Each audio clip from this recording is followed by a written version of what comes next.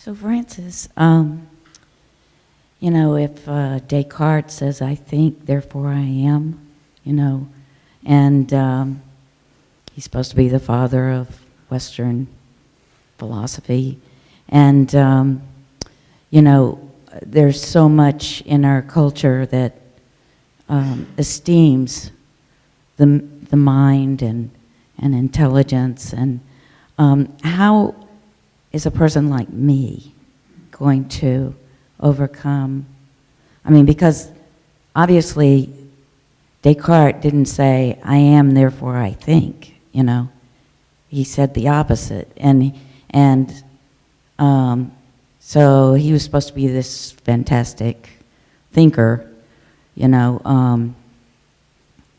So he comes to that conclusion. And everybody sort of buys the package, right? I mean, at least in Western civilization. And here I come along, and I'm going to try to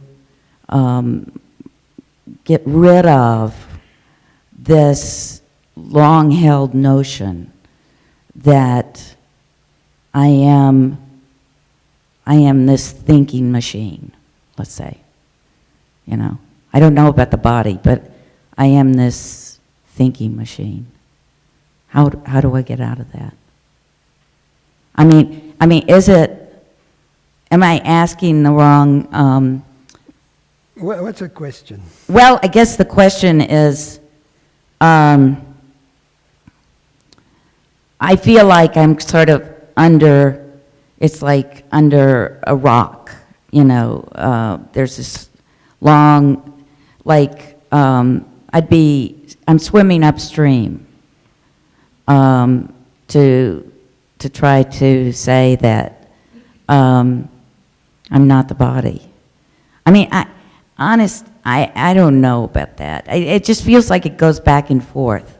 Like, it feels like on one hand, I feel like I'm in total oneness. And then on the other hand, I find myself flip back and go, how can you be so arrogant to think that? Because, everything in society is just pushing you in the opposite direction.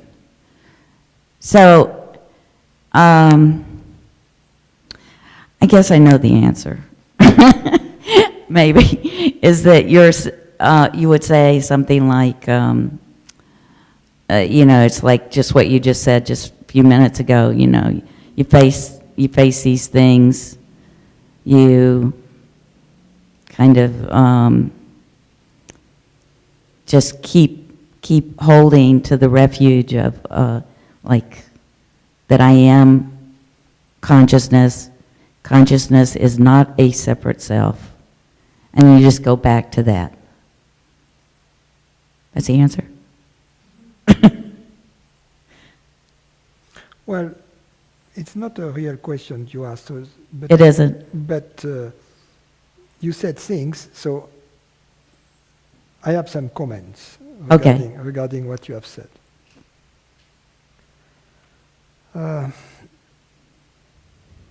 I will go back to Descartes later, but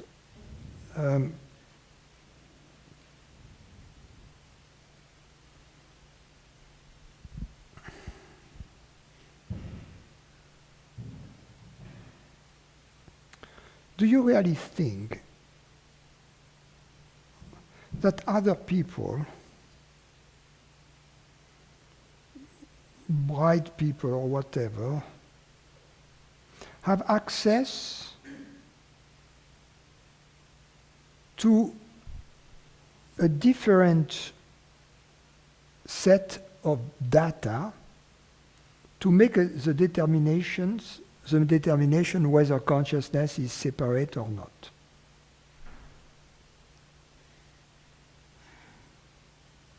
No, I don't think I do. Right. No. And you see, we may be impressed by academics and professors, because as kids we have been taught the professor is the one who knows. Right. And that is valid until you begin to teach and to be a professor.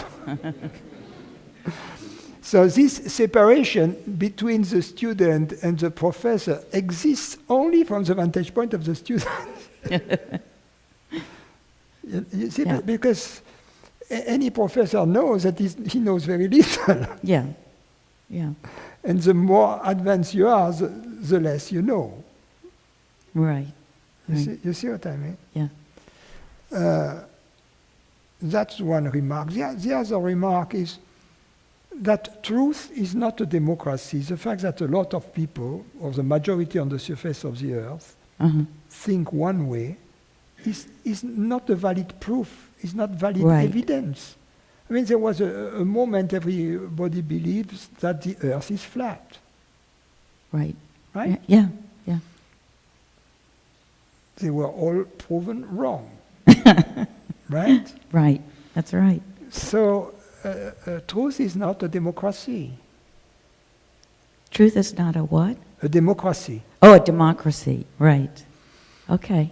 And so we shouldn't be, for these two reasons, too impressed by other people, Right. especially if they use fancy words. Okay. You see? Okay. And especially if they use words that we cannot understand. Okay. Because then there is something fishy about it. Yeah. You know? Can smell it. You know, if you go to some place and they ask you to sign a contract, you badly want the thing, and you have 4 pages of fine print Right. with words that you don't understand. You see? And usually, what my translation of that is that they are screwing me. All these Yeah. four pages in small characters, Yeah. it means they are screwing me. That's my translation. They're what? They're squeaming? Oh, screwing you, and that is the truth. I've had that experience. I'm talking under the control of our lawyer in residence here. Okay. They're just clarifying your rights.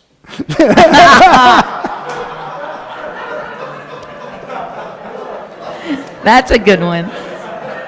Clarifying your rights.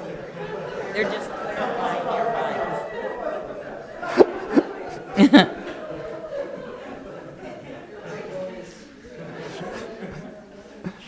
That's lawyer for we're screwing. I mean, case in point, huh? Yeah. Yeah.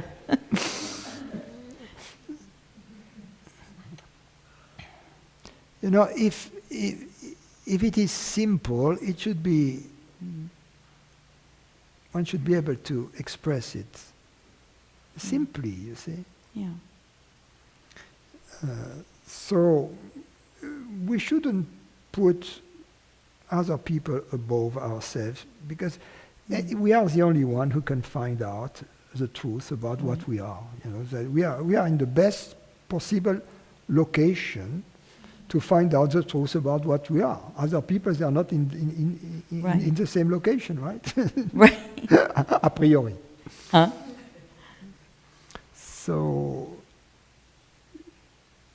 and it's not a question of having a very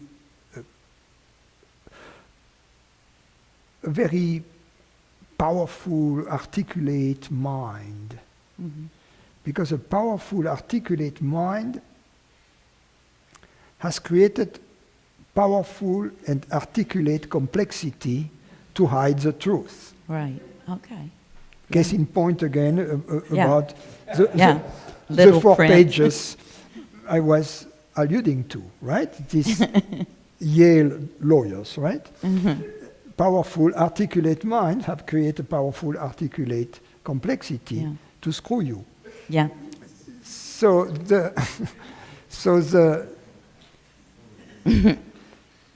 so in fact, as far as seeking the truth, there is a level playing field. Okay, I like that. You see, because the one who is smart Yeah. has created very smart obstacles. Right. The one who is less smart has created less smart obstacles. So what is it that is going to make the difference? Only the desire for it. Uh-huh. Only the energy. You see, that's the difference. The grace is really how much we love it, how much we are interested in it. Yeah. And that's why it's fair. You see, the one who is not interested in it doesn't get it. That's normal, right? If you are Right. interested in it, you get it. Right. Okay. It's a simple answer. Yeah, it has to be simple, Not right? 4 pages long. Yeah, Yeah. it has to thanks. be simple. Yeah. And it's all about this consciousness which is hearing these words. That's it. Yeah. Yeah. And that's utterly simple. You see what I mean? Well, yeah. And it's very comforting. Because it's an experience. You see what I mean? We all share it. We all have it in this moment, and this moment the words are being heard. Right. And therefore there is a reality that is hearing the words. And this reality is what we are.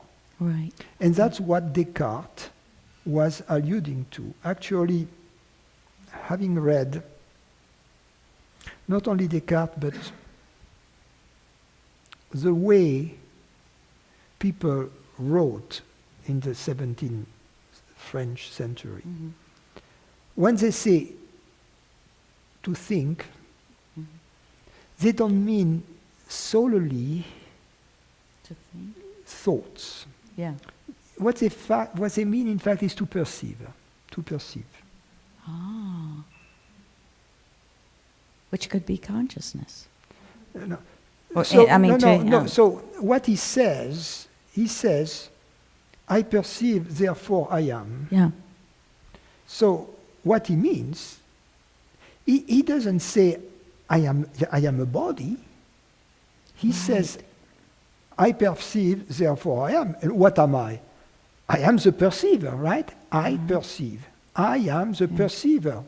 Yeah. In other words, what he is saying is that the fact that there are thoughts, meaning perception at the time, the fact that there are thoughts are evidence that I am the perceiver of the thoughts.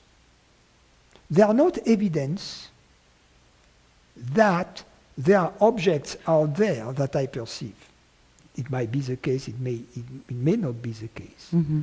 But certainly the fact that there is perception points at To perceive. the perceiver, which I am.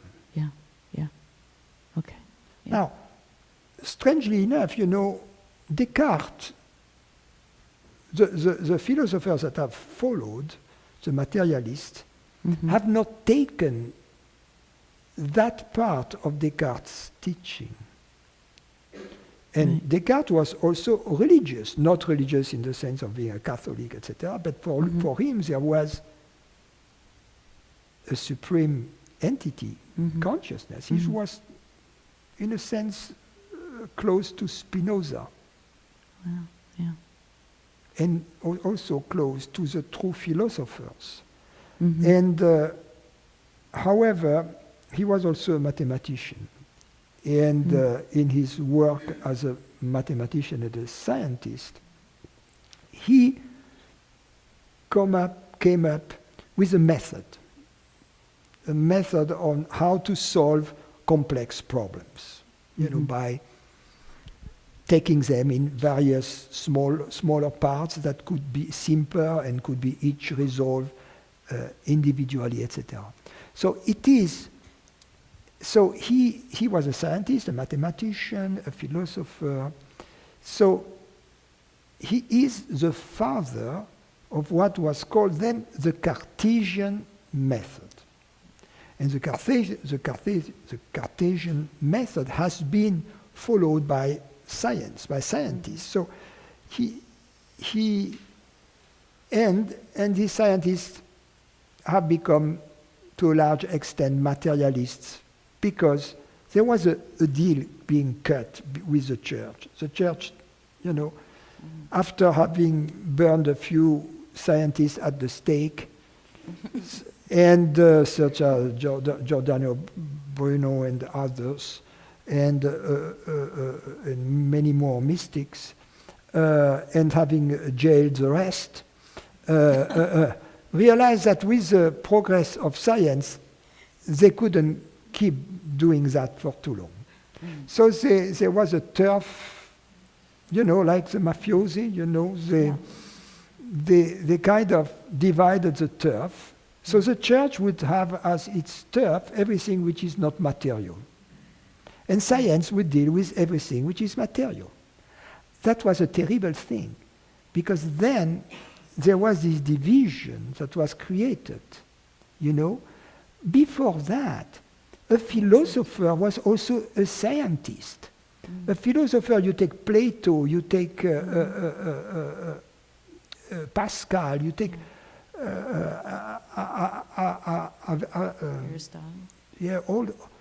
it began around this time that there was this demarcation, and so science became materialist, Right. because they didn't have the right to deal with the other issue. That was reserved for the church, and since science was born in this context, modern science, of Europe, it was that's what took place, and that explains the materialist slant that goes with It really does. science, and which is a limitation of science, because it's in fact, materialism is a religion. Oh, right. So it's a form of religion. It has no rational foundation. And it's also totally limited. irrational. And it's limited by the inability to do the invisible or the sacred. Yes, and in turn, what happened? So in the 18th, 19th century, there was this big progress in the sciences. Physics, chemistry, biology, with all the great names we know, mathematics. And the philosophers were kind of jealous. So they wanted to do the same. And that's what Kant's idea. Kant's goal was to create a treatise of philosophy just as there could be a treatise of mathematics or physics, And because there was this deep admiration for science, not with Kant as much, because he had an ambiguous position on this regard, but the followers were very slanted towards materialism, and especially in the 20th century. Then it was with Marxism and all the Marxist ideologies that the dialectic materialism of Marx and existentialism and all of that. There was a very materialistic slant to it. Okay, so that was a digression about Descartes. Thank you very much. So there is it makes a lot a of sense marked to me. difference. Philosophy has lost its soul around that period. Yeah. By becoming a pale imitator of the scientists. Wow. And I will conclude.